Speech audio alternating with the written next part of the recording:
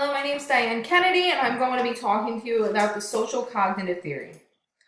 The history of the social cognitive theory dates back to 1941 when Miller and Dollard argued that individuals could learn new behaviors through imitation and observation. In effect, behaviors are enforced to facilitate learning. 10 years later, Rotter published ideas concerning learning behaviors in social environments. In 1972, Rotter proposed that 4 social learning variables characterize social learning theories. According to Rotter, the first variable is behavioral potential, which defines the likelihood of an individual acting in a specific way when exposed to a particular environment or situation. Expectancy reinforcement is what an individual believes can occur if they decide to act in a specific manner. The third variable is reinforcement value, that defines how one thinks about the effect of punishment or reward in influencing an individual's behavior. The final variable is the psychological situation that refers to the context and the way a person views a situation. Previous studies had a significant effect on Albert Bandura, who is regarded as the founder of the social cognitive theory. In the 1970s and 1980s, Bandura developed the social cognitive theory from the social learning theory by refining past studies. The influence of Rotter's work on the social cognitive theory can be seen through close similarities between the social learning theory variables and the social cognitive theory constructs. Rotter believes potential is loosely similar to behavioral determinants in the social cognitive theory. Moreover, the social learning theory's reinforcement value and expectancy reinforcement correlate to the social cognitive theory's social environment in the sense that observational learning creates specific expectancies based on what a person has seen occur through modeling. Reinforcement value and expectancy reinforcement also correlate to the social cognitive theory reinforcement and expectations constructs. Therefore, the social cognitive theory has evolved over the decades.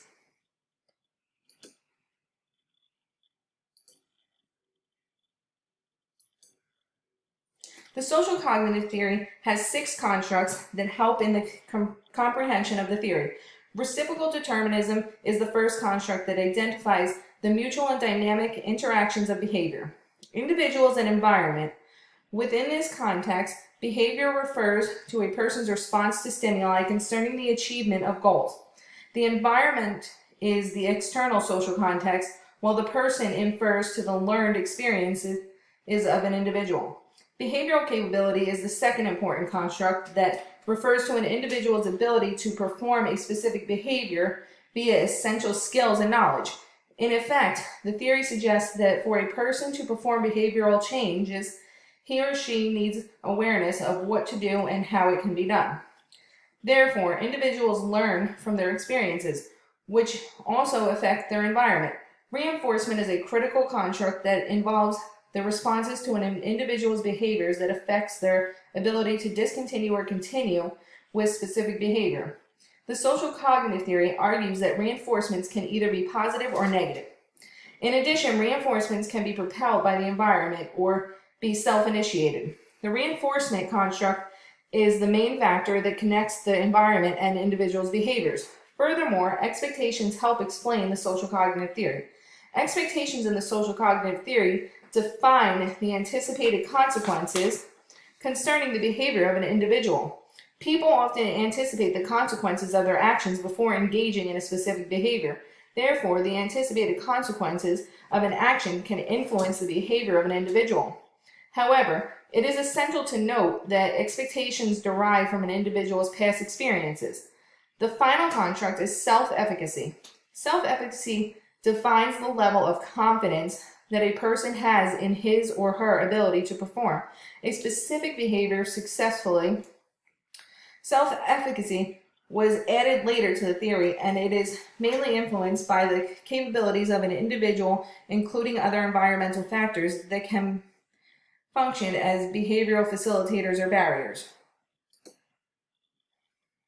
Bandura believed that there are 4 processes involved in the learning process. He proposed that the 4 core processes of observational learning as attention, retention, motivation, and behavior production.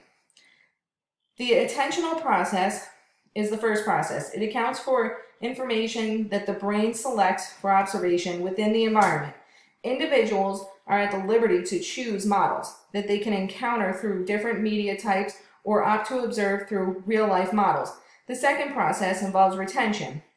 In the retention process, an individual remembers what he or she saw to facilitate successful information recalling and reconstruction in later stages. Bandura identified the third process as the production process. During this process, the brain reconstructs memories acquired from observation. In effect, learning occurs in appropriate situations. However, it is essential to note that the reconstruction of memories does not translate to the exact replication of observed action. Therefore, an individual modifies observed behavior that produces a variation that is well suited for the context. The final process is motivational. In the motivational process, an individual determines whether the observed behavior is performed according to what an individual observed to result in adverse outcomes or desired outcomes. From this perspective, when the observed behavior was associated with a reward, the observer will be more motivated to produce a similar behavior in later stages. However, in cases where the observed behavior is resulted in punishment, the observer is less motivated to provide the behavior again. The observational learning process helps to explain that an individual does not always perform all practices that they learn.